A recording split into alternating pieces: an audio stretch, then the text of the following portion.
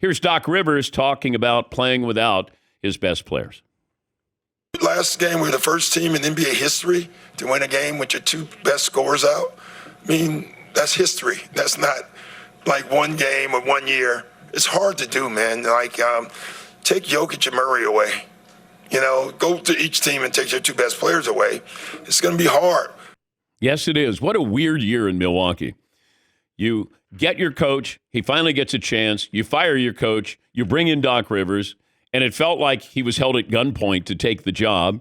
And then you lose Giannis. Dame came back, but, in limited fashion last night, and you get eliminated. You get eliminated by a Pacer team that just loves to run.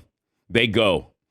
And sometimes you look at teams. Now, I don't think the talent on Indiana is great. Tyrese Halliburton is a wonderful player. But sometimes it's the collection of talent that makes you a great team. Like the Knicks. I don't think the Knicks are a talented team, but I think they're a great team because you put all the pieces together. And speaking of the Knicks last night, you know what? That's what you want out of a great player. Jalen Brunson he's one of those guys that you're going, well, let me see if he can do it again. And then he does it again. Well, let me see if he can do it in the playoffs. And then he does it in the playoffs. And they did a really good job first couple of games on him. And he sort of picks his spots. There's spots on the floor, and he probably learned a lot from playing with Luka in Dallas. He just kind of gets in these pockets, and he knows what to do, and he goes at his own pace. Boy, he's lethal. And it still feels like, yeah, but he's like the second player you want on your roster, like he was in Dallas. Now, he's a number one. He's a true number one, whether you like it or not, whether you're willing to admit to it, because you watch and you go, how does he do that?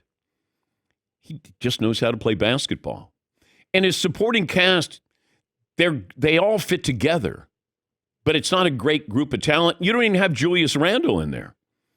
But they go in and they beat Philadelphia, and that was that's one of those where you go, that should have been the Eastern Conference Finals.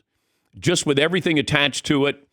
Endings, missed calls, guys stepping up big.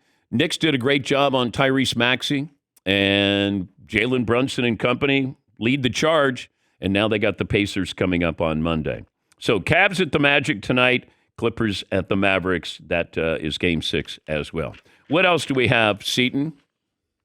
Well, we were talking a little bit about the Knicks, too. Okay. Trying to figure out the Knicks. All right. The Knicks have a good player or great team chemistry. Both. Yeah. I mean, do they have a great player in Jalen Brunson? Yes. They have great chemistry because they don't even have a number two guy. I mean, Josh Hart's a nice player. He's not a number two guy. I mean, he's not. If we're going, okay, do they have a Jamal Murray? And the answer is no. Like, it feels like each night somebody sort of fills that role. But you can't go into, game one against the Pacers going, you know what? Dante DiVincenzo is going to come up big. You don't know that. And I think that's Josh Hart. You don't know that. But they do fill in the box score. They do a lot of different things there. So I would say it's really the sum of the parts that makes them a great team. But Brunson's a great player. He is. He just doesn't feel sound or look like he's a star player. And even in Dallas, I kept thinking, why are you going to let him go? Now, they get Kyrie, but still, if you said to Dallas you could still have Kyrie or Jalen Brunson, I would want to have Jalen Brunson. Kyrie's been wonderful this year. Jalen Brunson, Now, granted, he wouldn't be scoring like this in Dallas because Jalen, is a ball-dominant star in New York, just like Luka is in Dallas. Yes, Seton. It's funny. That's one of those situations where, you know how we do if you took this guy off that team and put them on there, would they still be as good? I think if you switched Kyrie and Jalen Brunson. With the Knicks? Yeah, if you put Kyrie on the Knicks. I don't think they are where they are right now. You don't? No. I mean, Brunson's played at a really high level. Kyrie's still great, but sharing it with Luka. Yeah. Which isn't easy. No, it's not. Yeah, I mean, maybe similar results, similar stats. I don't know. I mean, I want to be fair to Kyrie because He, of course, is the most talented player to ever play the game. But Brunson, he just knows how to play. He's not afraid of a big moment either. So he's up there on that level. Yes, Mark. And there's definitely true team chemistry because Brunson, DiVincenzo, and Josh Hart all play college basketball together too. Yeah. So you can't really dispute that. Also, the fans, they tried their best to take over Philadelphia, even though the owner of the Sixers helping out the first responders, getting them tickets. And when Embiid first came out on the floor, I thought it's a good thing the first responders are in the building because he looked like he needed help. But he had the brace on, and give him credit, And then they've got $60 million in cap space, and they have 5 first-round picks that are available. So the 76ers are in pretty good shape. Now, the question is, who's that person you bring in? Tyrese Maxey's a free agent. You're going to pay him.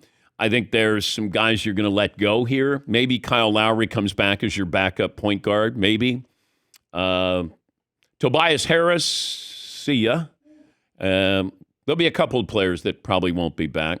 Oubre is going to want to get paid, but if you could bring in another player, and that's why there's been talk of, can you bring in Paul George? Okay. I don't want to stunt the growth of Tyrese Maxey because I want Maxey to take that next step and be Brunson. I want him to be the leader. Embiid is a spectacularly talented player. He's going to the Hall of Fame. But I do think you almost have to see that torch passed and let Maxey be the guy who's going to be running that team. And maybe that helps Embiid. So it's not always, hey, you got to put up 30 a night.